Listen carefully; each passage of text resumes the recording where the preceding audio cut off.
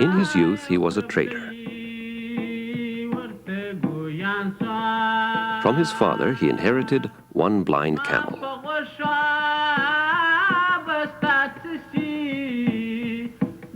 Haji Omar is now 73 years old and proudly considers himself a kuchi, or pastoral nomad.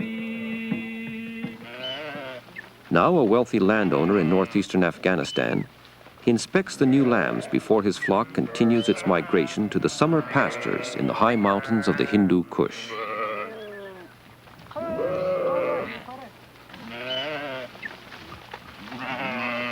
Sheep breeding is only one of his many interests.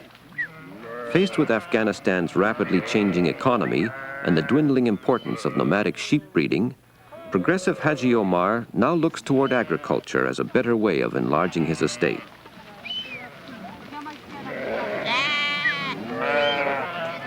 Due to old age, Haji Omar has decided to remain at his home and not lead the caravan on its annual migration trek.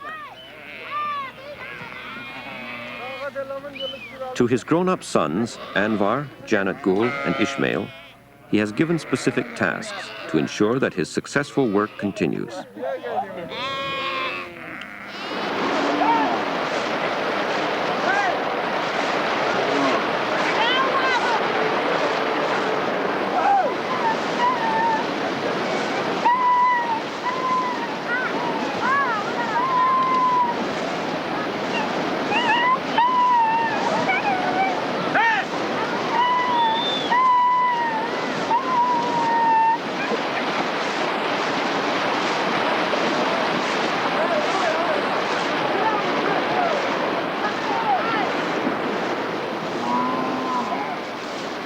Anwar is Haji Omar's favorite son. Somewhat aggressive in nature, but quick to make decisions, he guides his father's flock across the treacherous Yarm River on the second half of the migration trek. Anwar, the sheep breeder, is an excellent horseman, well known throughout northeastern Afghanistan for his riding ability.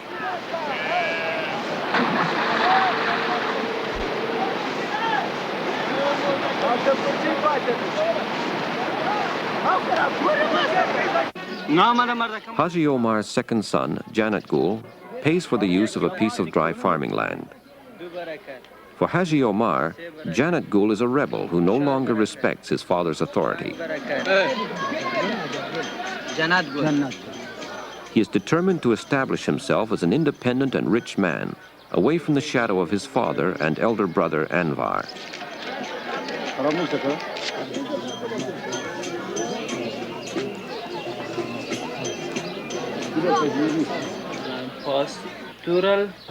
Pastoral regime. Ishmael, the youngest of the three sons, is Haji Omar's greatest hope for the future. He continues his studies at the government high school in Narin. Economy. Ishmael might become a government official and ensure the security of his father in an increasingly modern and bureaucratic society. Culture and pastoral regime. Afghanistan is a large country situated at the western end of the Himalayas. High mountains are bordered by vast expanses of desert.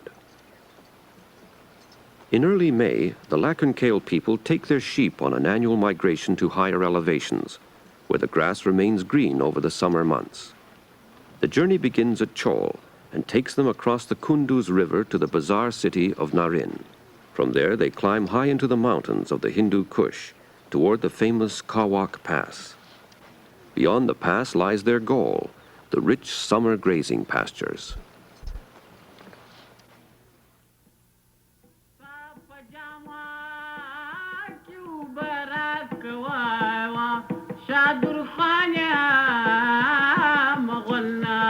The Lakhunkhale have established their spring lambing camp in the steppes of Chol. Late winter rains have been abundant, and the area is covered with green grass. Spring is the time when the lambs are born.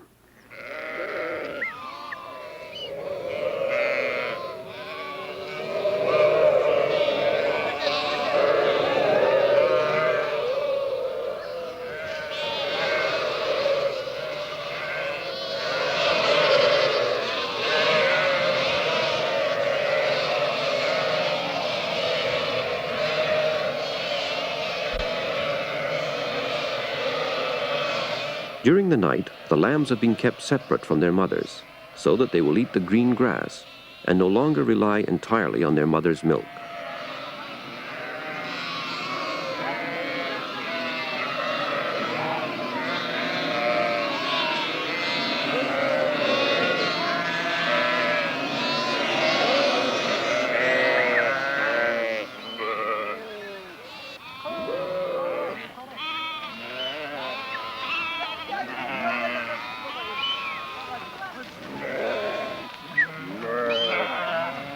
Each year, Anwar takes his father's flocks to the high mountain pastures, continuing the family tradition of sheep breeding. He says, "We follow the mouth of the sheep."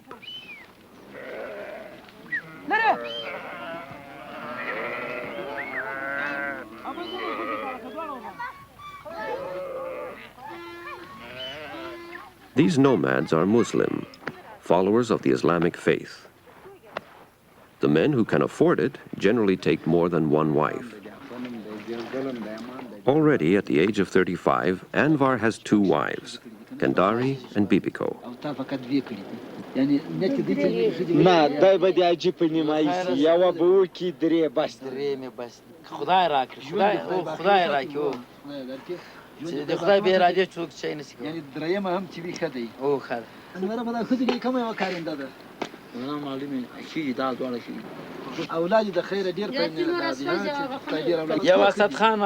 خوخه خدای یو زوره کی کدوتنه کیم خوخه نور بس نور ډیر پادې نه درته یو چې لدی سی یو لغه نه او دا بل چې کوم خدای دې په بغنه کی غته به دارو واخلي زوی ته دې لکه د غزان غونې دغه سیمالداري ورکه کوچتوب ورکه کوچای و نه مکتب ته نه ورکوم ها خدای دې نه کوچای کی خارزار کی کوچای ظاهر ورکی کله وخت نیولای وګورئ خدا وراستی تربور خپل دغه کور قام دغه خزه دغه د منګه د پلاتم ته هیڅ څوک نه راوتل نو ورته درېده نو ورته درېده هیڅ غوړ سړی ولیکن اسماعیل جان مکتب ته ورک اسماعیل جان هغه ده و چې اسماعیل مکتب ویلې عقلن چې وز د نور څوک وسوای وز د پلا یو توای چې اسد خان مکتب وای ځوان نه دی وس نظر هغه ته من غریب کده من زوی د کیږي لکه اسماعیل دا به څوک Although all Lakernkale consider themselves related by ties of blood or marriage, each particular encampment is made up of close relatives only. Not far from Anwar's tent, his brother, the rebellious Janat Gul, has set up his own tent. Janat Gul has one wife and two sons. Their father, Haji Omar, has had 6 wives.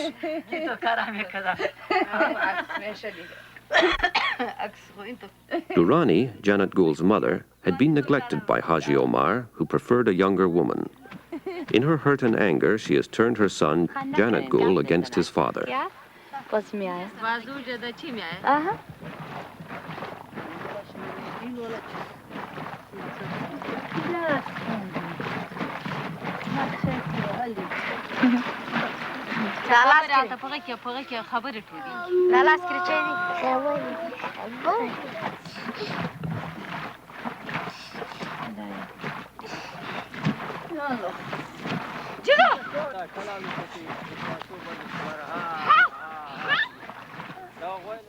Relations are strained in general between brothers in separate households and almost always among first cousins. Anwar and Mamanur, a distant cousin, constantly compare the quality of their sheep, the size of their flocks, and even the strength of their dogs in order to try and outdo each other.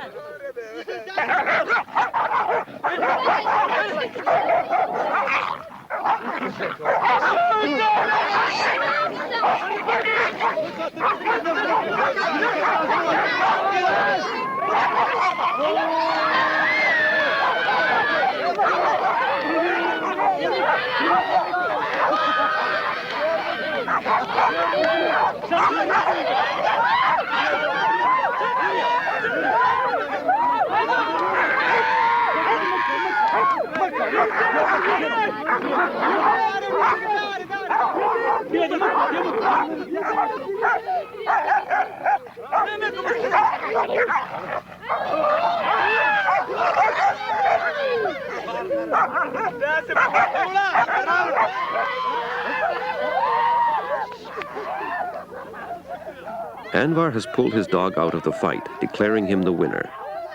The crowd is with him. It is obvious that his dog is the strongest, for Anwar is the camp leader.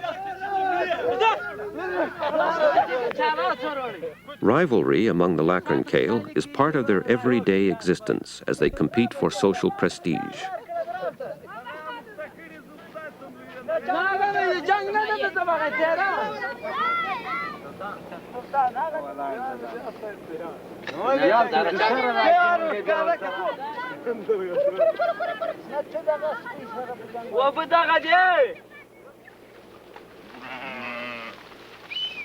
Anwar's first wife, Kandari, will only take part of the sheep's milk, which will first be made into yogurt and finally into curds and butter for the nomads' own consumption. The other half will be left for the lambs, who are corralled back in the camp. The chief shepherd is well looked after by Anwar. It is he who has the main responsibility for the sheep's welfare. People say that one should not forget that the Prophet Muhammad was also a shepherd.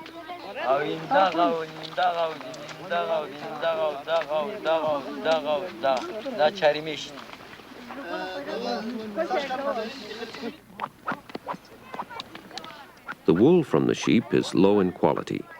Much of it is used for making felt carpets, ropes, and sack containers.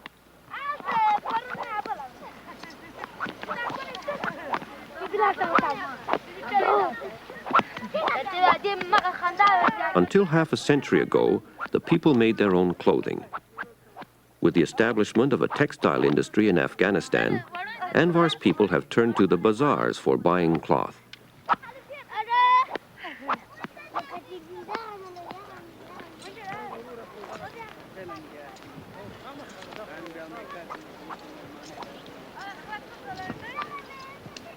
The land around Chol belongs to a group of Gari tribesmen who abandoned nomadism in favor of life in the city.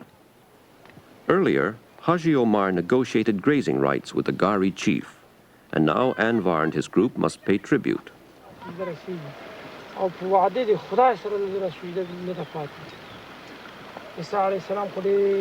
Usually, Anwar and his group subsist simply on bread and tea.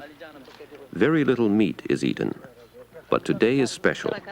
Rice cooked in milk with lamb. Those of lesser importance eat outside.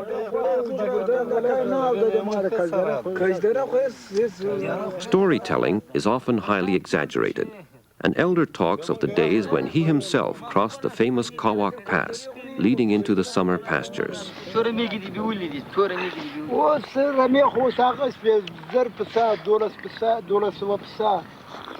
یو نیم در پسه به یو جای کړی یو کال په دغه بندر باندې یوه پشیر له 8 روپیا ته ډېر شی وي وږي چې دغه مجرد هم د هغه کې تر هغه کړې دغه یوارې دا چغه ته راسپجېږي دا غره ته میږي 2 شپې 2 ورځې باران هم راتاو کړي بندر کې هم راتاو کړي لکه چې مرګ یې درته وکړ خو ډېر مال و مرګ کوي دغه جره را خوران یې مال ته سوای دغه بکې اخلي ها څنګه دي ما کوم ساتيري خبره کې په یو خبره دلته کې دوه نه کېده الله اکبر سمع الله لمن حمده الله اكبر الله أكبر السلام عليكم ورحمة الله السلام عليكم ورحمة الله بسم الله الرحمن الرحيم الله أكبر سمع الله لمن حمده الله أكبر الله أكبر الله أكبر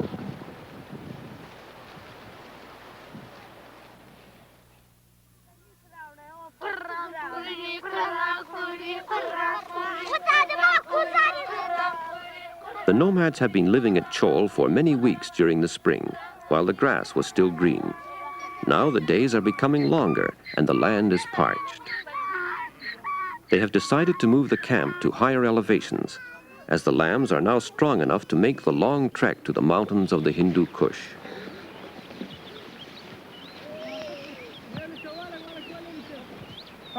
At Anvar's camp, the tents are already down. Janat Gul is behind in his packing. His wife and mother are still folding sections of the tent, while he and a servant stack brush, which will be used as firewood.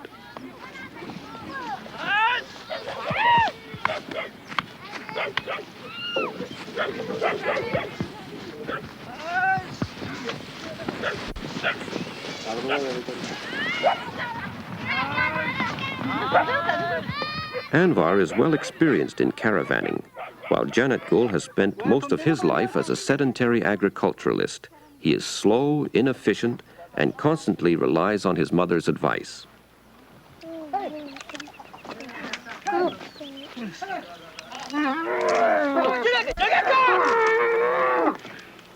Anvar's work is clearly directed. He works with two of his helpers and with his two wives, Kandari and Bibiko.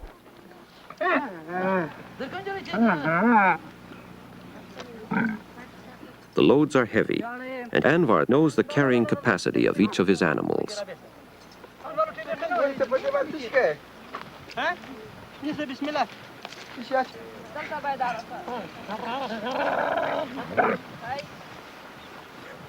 By 10 a.m., Anvar's group leaves. Under the supervision of the shepherd and his helpers, the flock will travel apart from the main caravan. The sheep will graze along the mountain slopes where there is still grass, finally catching up with the main caravan on its arrival at the summer pastures.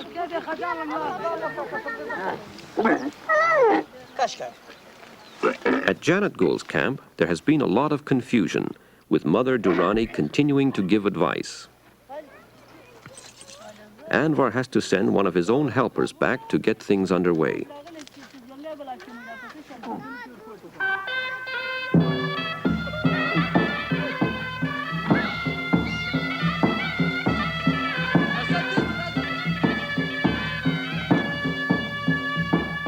Janat Gul was criticized for trying to pack too much brush.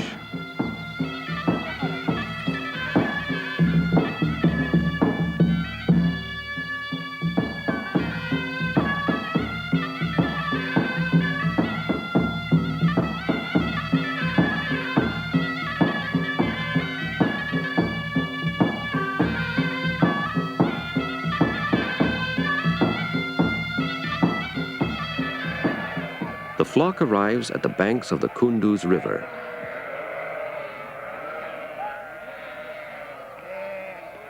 Professional swimmers are hired to swim the sheep across. They are in a hurry, as at this time of the year, numerous groups of nomads begin migration at the same time, using the same crossing.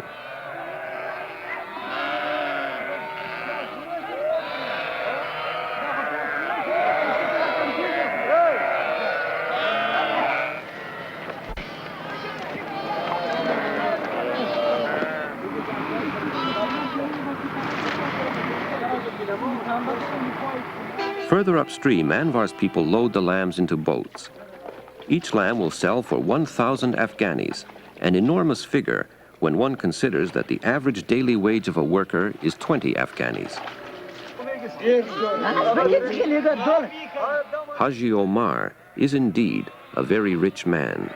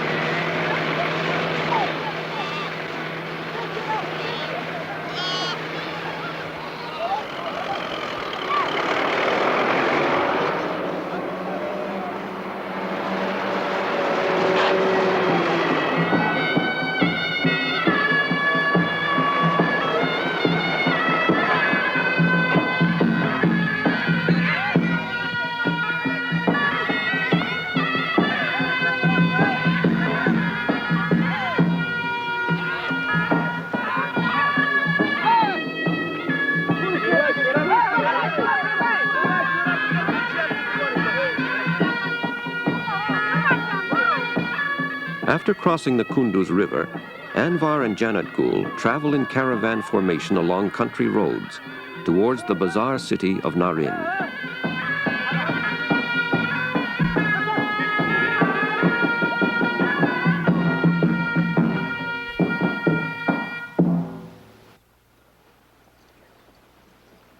The journey had begun at Chol. The caravan has been traveling for 1 week. Haji Omar's Kala is not far from Narin. Because of increasing agricultural interests and old age, Haji Omar decided to allow his son Anwar to lead the caravan, while he himself remained at home.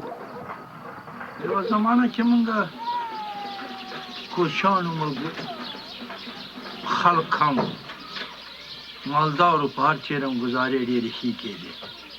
بیا مخلوق راجات سو. بیار چیرم که تجارتونی و شای وکرم مبداریم چی ولیدد. بیا چبیر تراغ و حق زندم خواک سودی دی مالداری پدیر توراتم. کلمه پر کوم ځایو باندې وروسته څه پیښ څه انکشافات راغله. منګه خپل صاحب راغله ولا دغه موږ ځنګالو. یعنی د مالداري څخه څنګه تجارت ته راغلاست؟ مالداري سره خدا شو چې مالدار گشتنده خلک کار چې وګرځي د ارڅ ولیدي دغه خوخه تجربه کوم دا اصله کړه چې یو مالداري نه ما چې گشت ګام مو کې د مالداري لوري تجارت مو کې اغاز ژوند خراته کار چې دا مالداري او زمینداری دواړه خاله پس له هغه څخه نو بیا څنګه د تجارت څخه زمینداری ته مخ راوکړي دا نوې ژوند مو څنګه شروع کړ؟ دا نوې ژوند خو ولید چې موجوده خلکم زموږ ډیر سو ملک د مالداري قدرم په اندازه سره د دې نه گزاره کېده په دې راته چې ملک به غلب وي هغه وخت ارزاني و اوس قیمتي سو څلور منی و اوس په 100 روپۍ 50 روپۍ غلا سو منجل راځي چې په دې گزاره تاسو ما دا څه درته ویلې bale چې وګونی څه چې دغه هر ژوند چې کېږي په مثل چې سپر سړی اړي bale نه ځان لډاره دغه شی نیسي چې په ما تیږه ونه لګي نو ګوره سړی ځان ساتي اوس موجود د قانون په تور د سپر ده و د من گزاره پې کېږي د معلوم دغه تور راتاو شو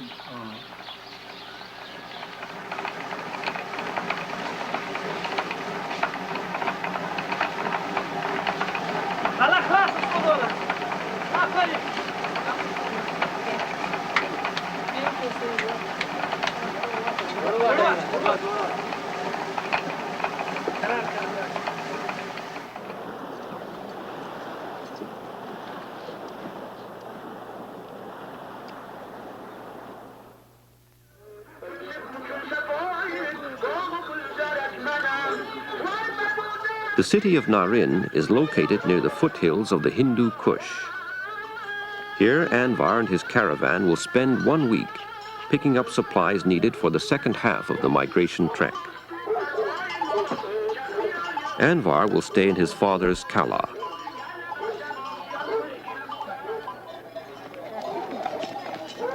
Narin has always been a lively commercial center.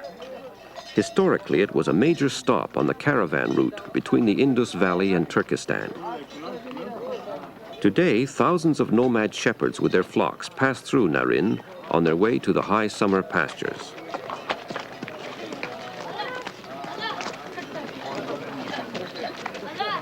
Mondays and Fridays are bazaar days.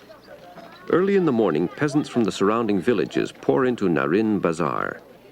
They come to sell their produce and buy whatever necessities they require, generally returning to their homes the same day.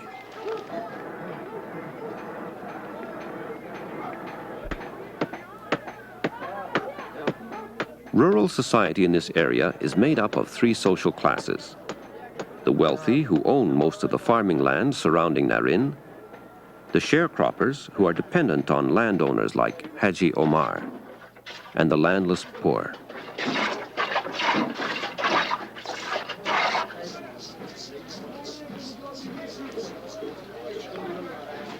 Unlike the Lakankail, who speak Pashto, most bazaar shop owners speak Persian. They supply goods and services to peasants and landlords alike.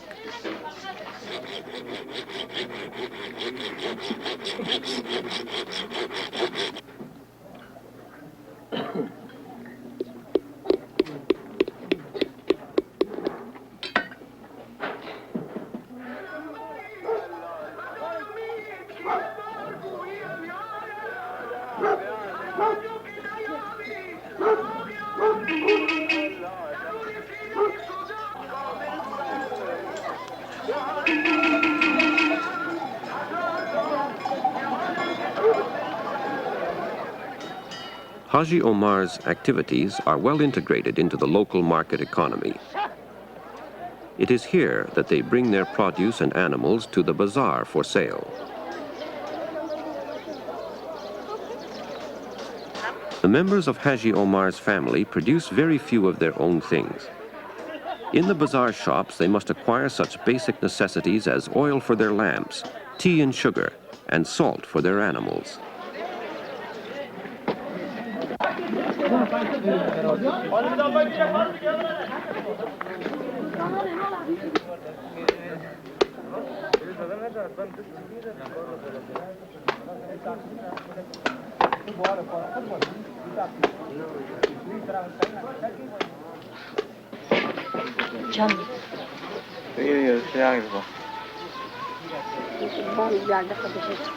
Ismail, Haji Omar's youngest son, comes to Narin to attend the government high school. Unlike Anwar, Ismail spends most of his time in the city. Generally, it is only the wealthy, like Haji Omar, who can afford to send their sons to the school. More than any of Haji Omar's sons, educated Ismail is caught between the traditional Afghan way of life and Western society.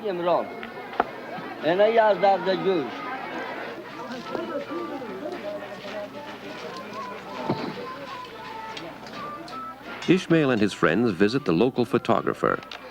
They need pictures for their identification passbooks.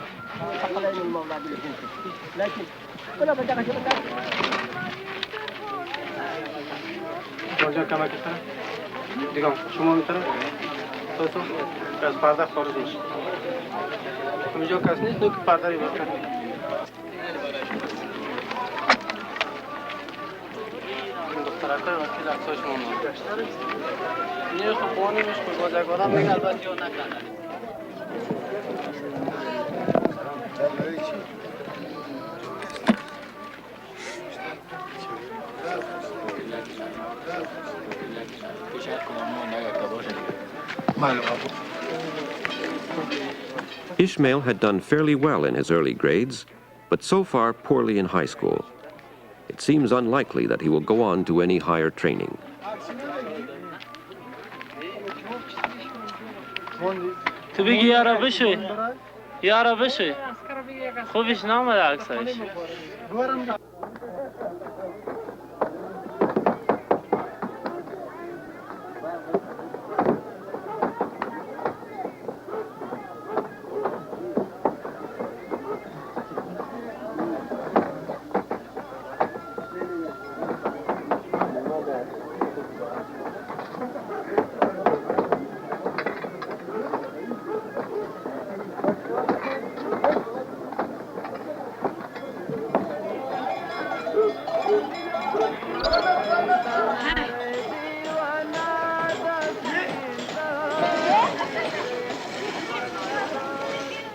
A gravel road connects the city of Narin to the provincial capital in the lowlands. Local administration is in the hands of the sub-governor, the tax collector, and the police chief.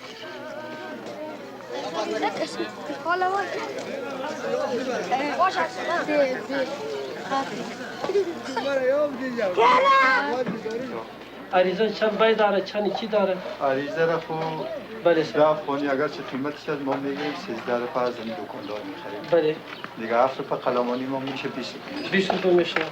Anwar's cousin solicits the services of a scribe. He complains of the encroachment of agriculturalists on the grazing lands traditionally used by the nomads. Yeah. Virtually all of Narin's rural population is illiterate, and therefore dependent upon the services of the scribe in dealing with the government bureaucracy. مالچر که تلف شود دیگه باز دیگه علوفه برش پیدا نمیشه. From the rough statements of the peasant, the scribe is able to produce a clear and concise document.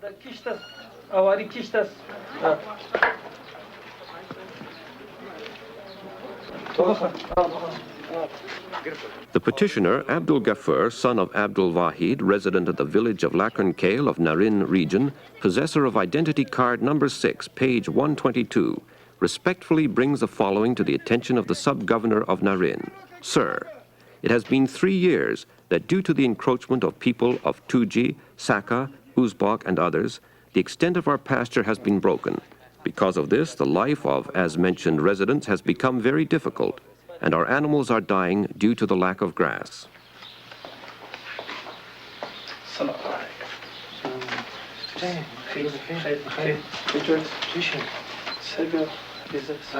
After seeing the scribe, a series of government intermediaries will consider the problem before anything is done.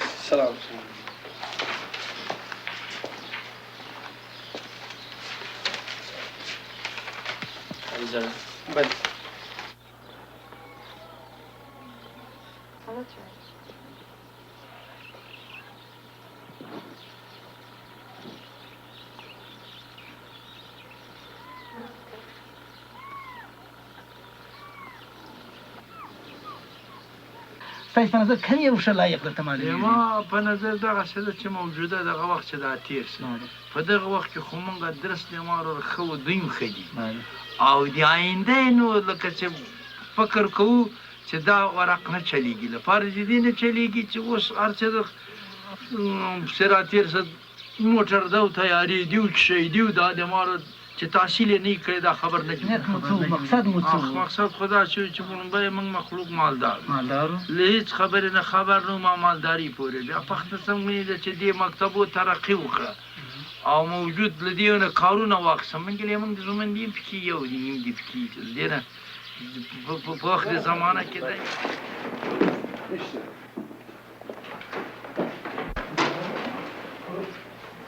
درس کجا بوده؟ Unfortunately, Ishmael is not that industrious, but rather spoiled and conscious of the fact that he comes from an eminent family. In the high school, if an examination differs in any way from the textbook, the students sometimes go after the teacher. Ishmael was taken to court because he went after a teacher for giving him a low grade.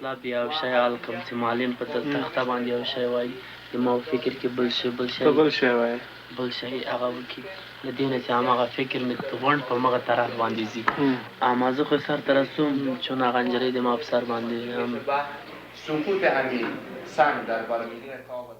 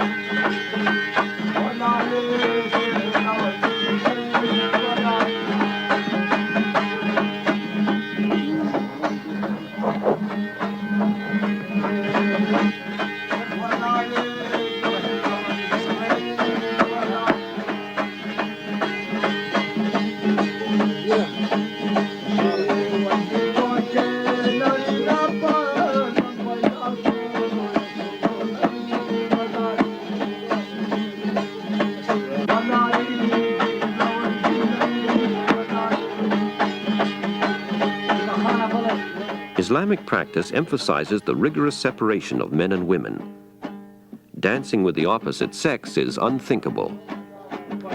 Occasionally, during the evening, men organize tea-drinking parties with dancing. This type of dancing is generally frowned upon by religious-minded people.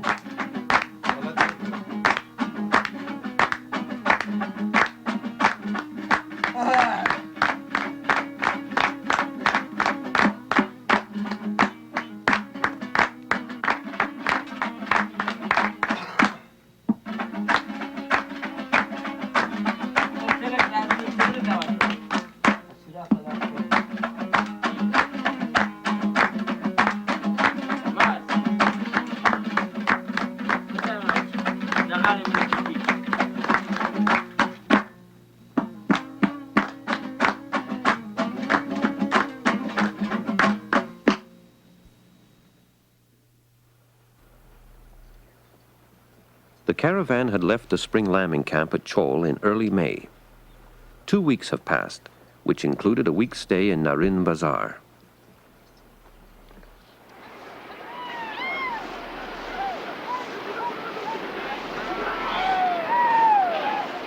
Two days out of Narin, Anwar's caravan approaches the Yarm River. They are now on the second half of their migration trek, which will take them on the long climb to the Kawak Pass in the Hindu Kush Mountains and to the summer pastures beyond.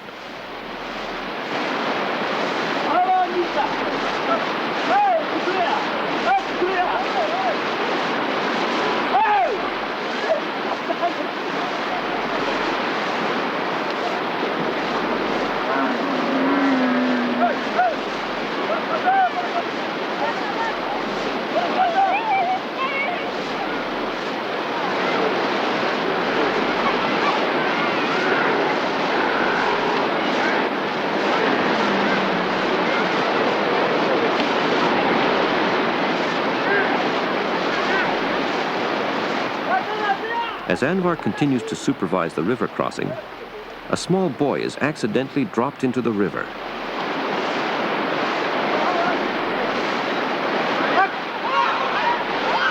Carried right under the horse, he is pulled from the rushing water just in time.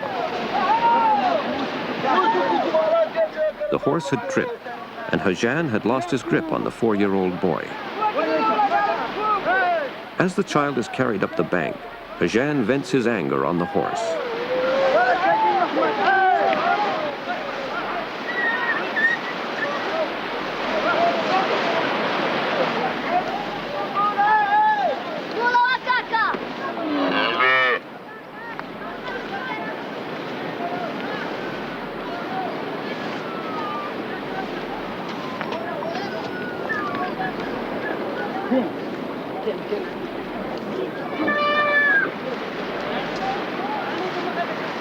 Janat Gul had been helping with the crossing, but decided not to go any further.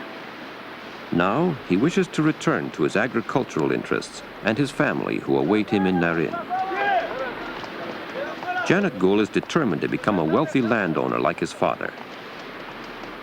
The men bid him farewell as he turns to go back home.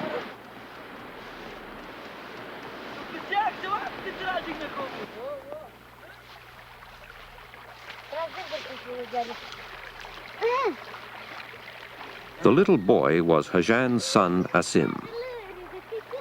After the incident at Yarm River, the children build a model bridge, carefully constructed with a strong rock base and strands of wild plants and sand.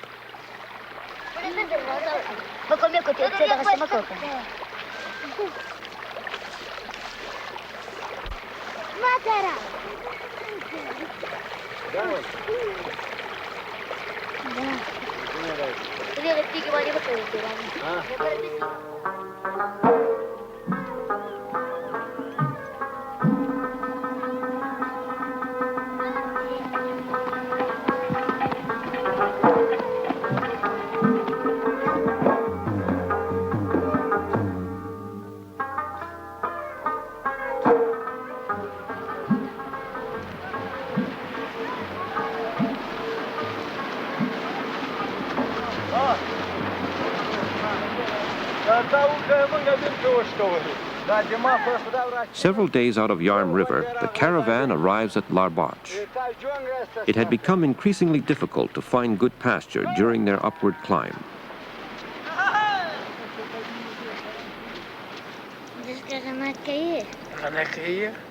Anwar's people had slept out in the open in order to get an early start. Everyone had packed the night before. It is bitterly cold. Inzer, one of Mamunur's helpers, is sick. Everyone sits around trying to decide whether to stay or go.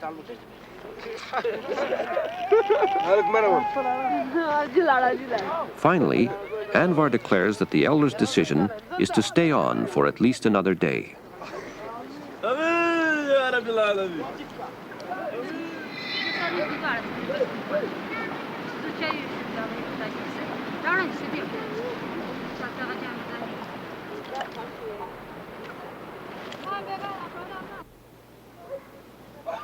As Anwar surveys the situation, the women begin putting up the tents. Anvar's two wives, Kandari and Bibiko, direct the operation and do most of the work. This is a woman's job, although hired workers frequently help with the heavier work.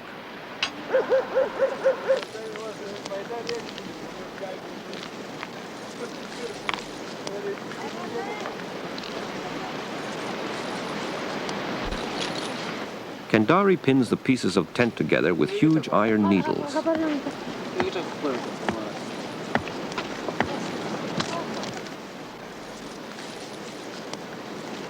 By this stage of the journey, Anvar's people are tired and anxious to reach the summer pastures without unnecessary delays. The most difficult part of the climb is yet to come.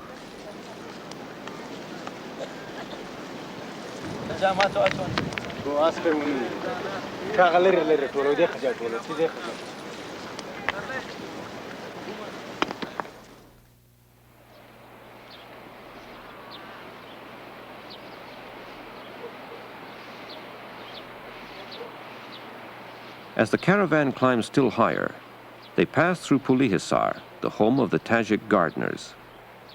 These Persian-speaking Tajik practice intensive irrigated farming in the high mountain valleys.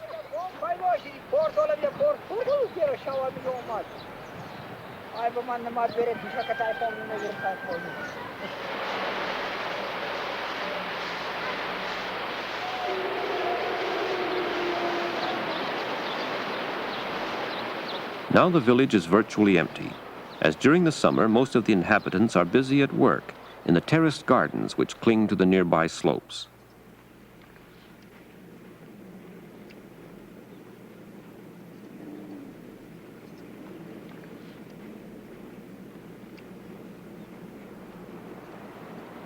The final camp before the Kawak Pass is Kotai. From here the summit is only a few miles. Kotai, which means rooms, has been the traditional stop for all nomads and caravanners crossing the Kawak.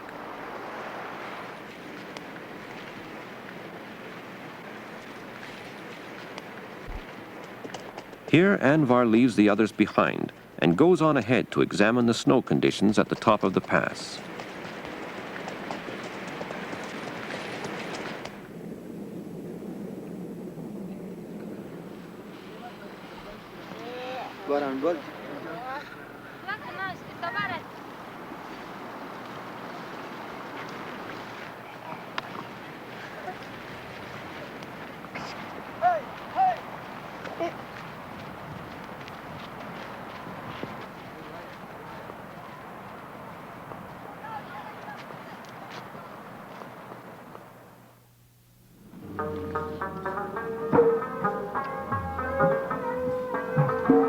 The Kawak, 11,650 feet.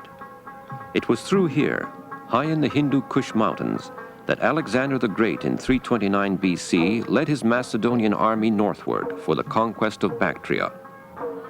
The Kawak is one of the main passes linking Central Asia and the Indus River Valley.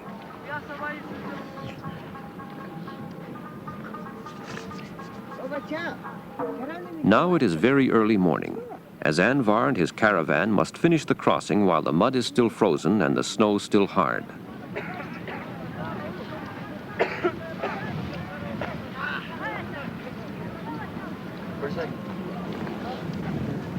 The nomads build small fires. Many of the children are crying because of the bitter cold. Most have no socks, some no shoes.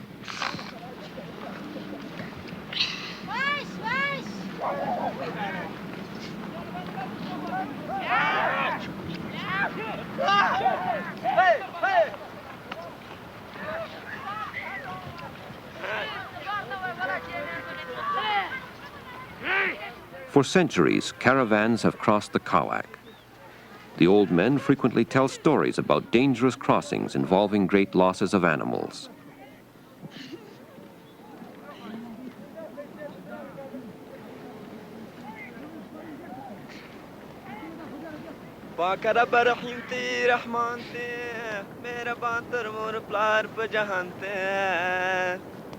The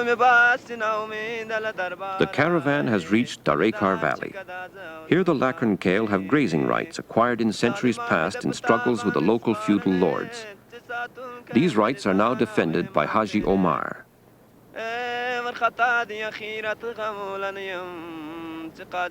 From the lambing camp at Chol to the summer pastures at Darekar, the journey has taken 1 month.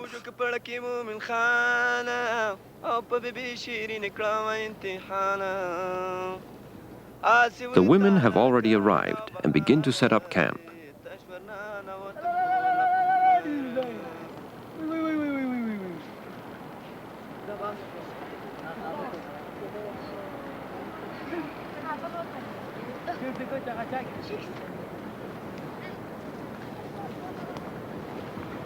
Each family moves down to its habitual camping site, marked by stone walls, upon which the tents will be raised.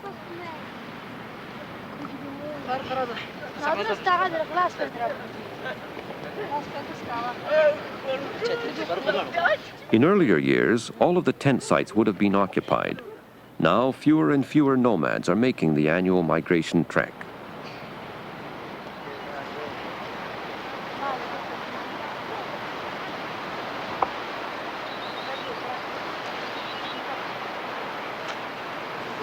The nomads will graze their sheep during the summer months, selling the male lambs to traders who visit them from the southern slopes of the Hindu Kush.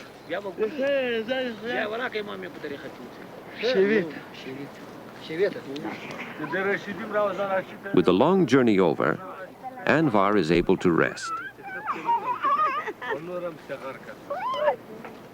Bibiko, now 8 months pregnant, frequently complains of indigestion and pains.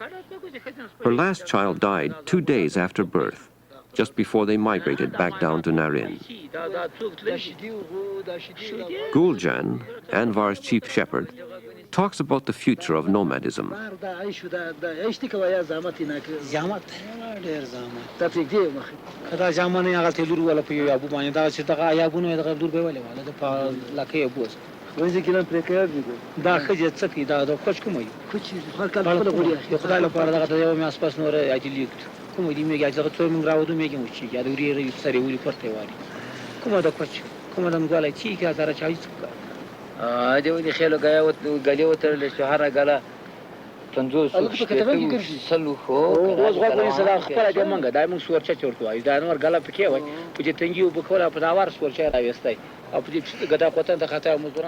Like Guljan, others talk of the advantages of going into still higher pastures and leaving the women and children behind. This would mean that Anwar and his family could spend all year round living in a permanent settlement. The flock could be entrusted to the shepherd and his helpers. Perhaps pastoral nomadism will be replaced by a form of ranching in the future.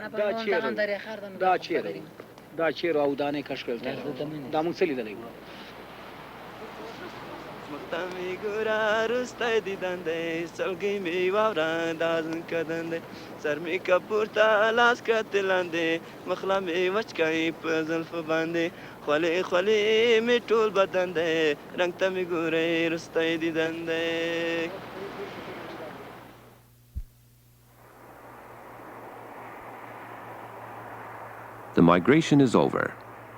It is 6 months later. Bibiko has had her baby, a healthy boy. Anwar and his family have returned to their winter home near Narin. This is the time for the horse games called Buskashi.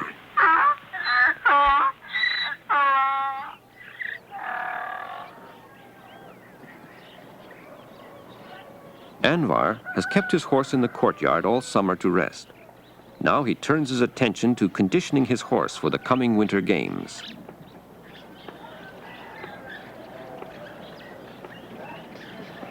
Anwar is considered by many as one of the best horsemen in northeastern Afghanistan. For Haji Omar, there is no doubt.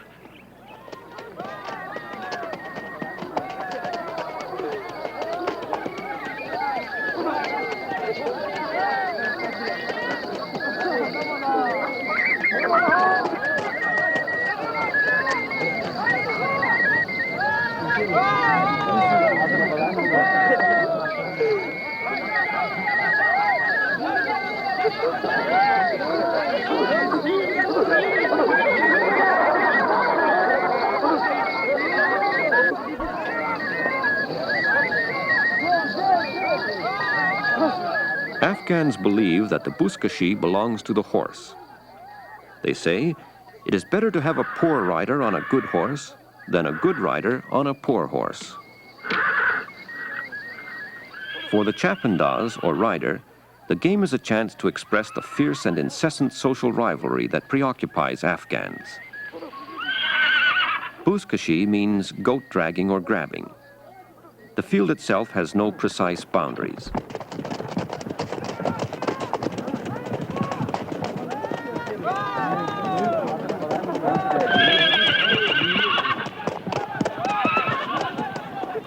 The game is played with the carcass of a beheaded calf, which is placed in a circle. This circle is the goal. At a distance, there is a pole stuck in the ground.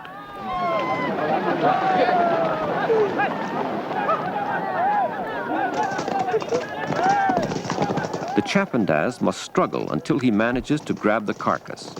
He is then supposed to go around the pole with the carcass in hand and return to the goal. If he manages to throw the carcass inside the circle, he wins a point. The problem is the other chapandaz.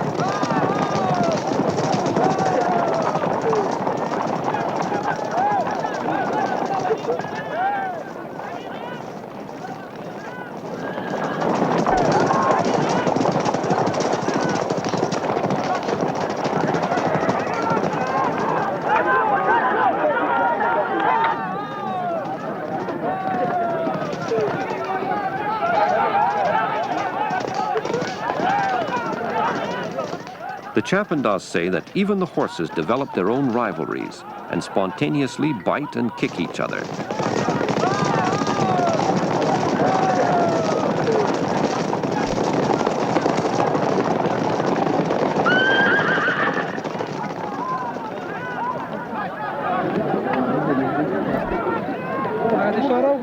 There is no greater shame to a chief or horse owner than when his horse has performed badly.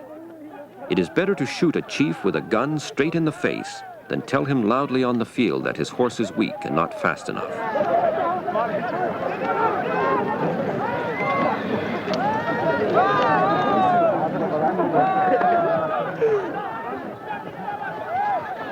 The old carcass is taken away and a new game begins. Each horse is ridden for only 10 or 15 minutes and then allowed to rest.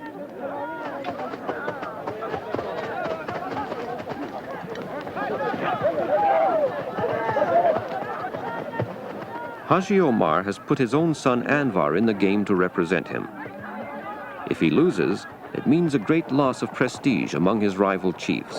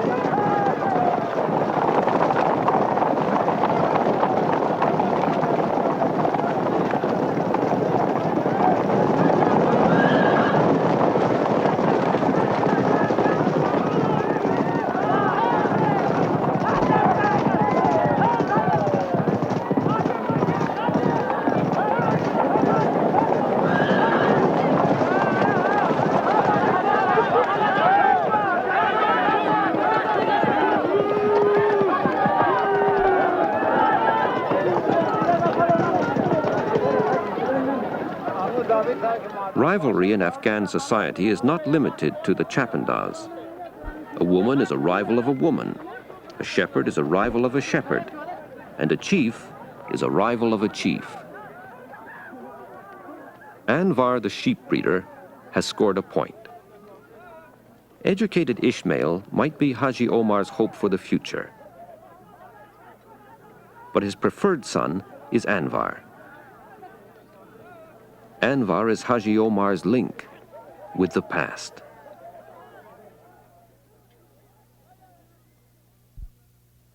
پاک رب رحیم تی رحمان تی مهربان تر مور پلار په جهان تی